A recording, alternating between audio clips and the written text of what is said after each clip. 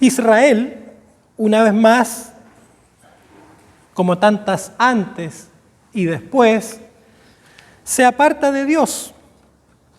Y para graficar la situación, el profeta emplea la figura de unos esposos, donde uno traiciona al otro. Qué relación tan difícil para Dios. Porque Israel era como el amor de su vida, pero se comportaba como una pareja infiel. Israel había traicionado a Dios, había cometido adulterio espiritual. Pues cuando las cosas no iban como ellos querían, su fe y su confianza comenzaban a debilitarse, disminuía y coqueteaban con otros dioses y se dejaban seducir por ellos. Y a pesar de su gran amor, del gran amor que Dios siente por su pueblo, no puede soportar su comportamiento. Por eso dice, por un momento te abandoné. E Israel fue exiliado, perdió su tierra y deambuló desorientado. Todo esto por apartarse de Dios. Infidelidad, traición. También nos pasa a nosotros hoy. Infidelidad y traición es lo que cometemos cuando dejamos a un lado a Dios. Cuando tapamos nuestros oídos a su voz o cuando pasamos por alto su palabra. Es que esto no me resuena mucho, esto muy del pasado tal vez, o al revés, esto es muy moderno para mí. Entre paréntesis, la palabra de Dios no es ni pasada ni muy moderna, no es ni conservadora ni liberal. La palabra de Dios está por sobre todo eso. Por eso es que a veces nos resuena de un lado u otro, pero no es porque lo sea. Con todo, el pasar por alto la voz de Dios nos separa de Él. Irremediablemente nos aparta. Y es muy interesante hablar de apartarse si uno considera los diversos modos como se describe a Dios en las Escrituras, como la luz, como el calor, como la vida. ¿Qué pasa si estoy apartado de la vida? ¿Qué pasa si estoy apartado de la luz? No veo bien. Si estoy apartado del calor, me enfrío. Entonces, desoír su palabra nos aparta irremediablemente de Él y somos exiliados de su bondad. Somos llevados a desiertos de desventura y a transitar por caminos de muerte. Todo esto es fruto de la infidelidad y de la traición. Todo es fruto de la falta de fe que nos lleva a coquetear con otros dioses falsos, tal como Israel hoy en día. ¿Por qué el ser humano llega a esto? ¿Por qué el ser humano busca en otra parte? El ser humano actual parece haber perdido la esperanza y parece haber hecho de su vida una constante queja.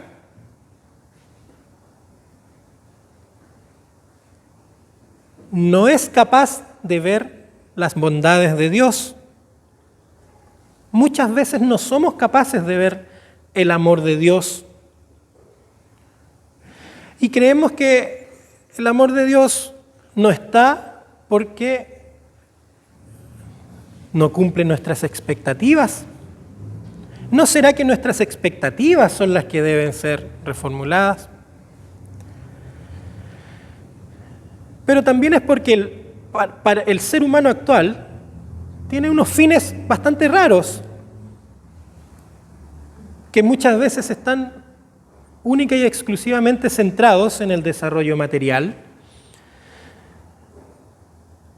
entendiendo por esto todo lo que no es necesariamente espiritual o trascendente. El dinero, los títulos, el honor, el prestigio, como que eso fuera el leitmotiv del ser humano. Y esto no es malo en sí, por supuesto que no. ¿Para qué viviríamos, de hecho? ¿Para qué vamos a estar acostados, orando? No se refiere a eso. Se refiere a que lo que no conviene es ponerlo en primer lugar. Porque cuando esto sucede, pasa a ser el motor de la vida y a gobernar mi corazón. Y lo espiritual, lo verdaderamente importante, es puesto en segundo plano. Entonces, la vida comienza a ser gobernada por la vanidad, por lo superficial. Y el problema para nosotros en todo eso es que Dios está en otro lado. Y nos engañamos creyendo que Él nos ha abandonado, cuando es al revés. Y ahí surge la tentación de la infidelidad espiritual. Y se comete adulterio con los ídolos modernos, creyendo que ellos proveerán lo que falta y que así obtendremos la felicidad, que así resurgirá la esperanza y la alegría perdidas. Eso que nos lleva a tener una vida de queja sin ver el amor de Dios. Pero hermanos y hermanas, el cristiano, el creyente en Cristo, tiene otras prioridades. Su foco está en otro lado. El creyente en Cristo ama y valora lo que viene del Espíritu. E incluso lo material lo ve con otros ojos. Quiere tener, y quizás mucho, y lo tiene. Pero con ello hace el bien y lo comparte. Se queja también, sí, protesta. Se ofusca, se indigna, pero su queja es por justicia, es porque ve que el mundo no funciona bien. Tiene conocimiento, mucho, pero lo ofrece, ofrece su conocimiento a los demás y así. Hasta lo material es visto con ojos espirituales. Y cuando tiene problemas, el hijo y la hija de Dios acude a su Dios, clama a Él, acude a la única fuente de verdaderas respuestas, acude a Dios. Y en el clamor, en la plegaria con fe, puede ver más allá de la situación problemática. Puede ver más allá de lo evidente y de lo material, más allá de eso que en el momento se ve sin salida, más allá de lo que lo lleva a la desesperanza. ¿Por qué el cristiano ve así? Porque donde hay fe, aunque sea pequeña, hay esperanza. Una pequeña chispa puede encender un gran fuego.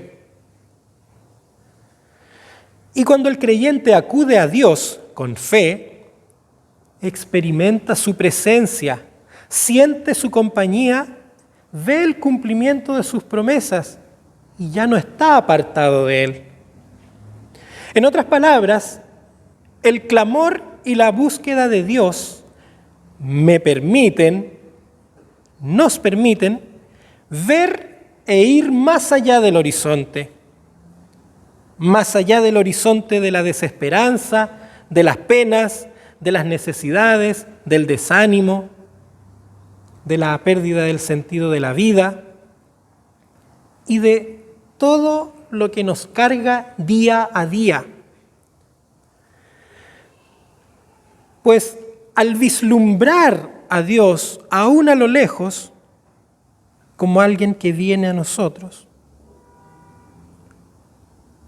ahí podemos comenzar a ver recién en perspectiva.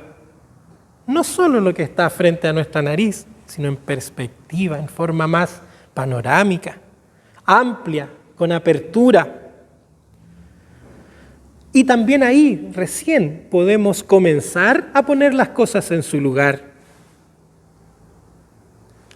Sí, pues ver a Dios es superar la ceguera del espíritu que muchas veces nos encierra en la confusión y en laberintos oscuros. La imagen de la pareja en conflicto, por infidelidad, por traición, es bien cruda a mi modo de ver las cosas. Más aún en aquella época que la esterilidad no solo era un problema de salud quizás o psicoafectivo como lo veríamos hoy día. En ese tiempo la esterilidad también era motivo de rechazo social y de una minusvaloración de la mujer y también del hombre, pero sobre todo de la mujer. Entonces es una imagen muy cruda, pero ¿saben qué? Este profeta es genial, porque con esta imagen refleja la realidad plena de la existencia del creyente y del cauce del amor de Dios y del flujo de su misericordia. Esta imagen trae a la memoria a Cristo en la cruz, solo, abandonado por sus amigos, abandonado por el pueblo, abandonado por los que le prometieron fidelidad, abandonado incluso por Dios mismo. Por eso, Cristo siempre es la imagen y garantía de que Dios cumple sus promesas y de que está con nosotros, incluso más y visiblemente en medio del sufrimiento, en medio de la soledad más fría, en medio de la prueba y de la necesidad. Pero la imagen de Cristo en la cruz no se queda ahí, muestra algo más. Y esto es muy interesante, al menos en mi opinión, una vez más, porque incluso como evangélicos luteranos, lo más importante tal vez en nuestra teología es la cruz, o es lo que más se destaca, o es lo que más se le saca brillo, pero el camino de Jesús no se queda ahí, sigue mucho más allá. Y esto es muy importante tenerlo presente, pues aunque para el creyente la cruz es ineludible, a Dios no le gusta la cruz. Dios no goza con tu sufrimiento, tampoco gozó con el de Jesús. Y el camino de Jesús no terminaba en la cruz. Su camino siguió hasta donde el camino de Jesús siguió hasta la tumba vacía. Cierto, la obra magna de Jesús está en la cruz, ahí está la redención, pero la alegría suprema, el letare del creyente, el alegrarse, está en la resurrección. Ahí es donde se dice, cuando eso ocurre, se nos dice, no tengan miedo, estén alegres y tengan fe. Ahí se nos dice. Entonces, ahí está la reconciliación del ser humano con Dios, plena, desde la perspectiva del ser humano. Ahí experimentamos el perdón de la infidelidad nuestra, de la traición. En la obra de Cristo, en Él se acaba la sensación de abandono, de desesperanza, y en Él recobramos el gozo y el sentido de la vida. En Cristo el horizonte se amplía y la perspectiva también. En Cristo las cosas son definitivamente puestas en orden. Entonces, hermanos y hermanas, para que haya vida plena, el grano de trigo tiene que caer en la tierra y morir. Es decir, no hay resurrección sin muerte. Sin embargo, Dios no se queda en la muerte.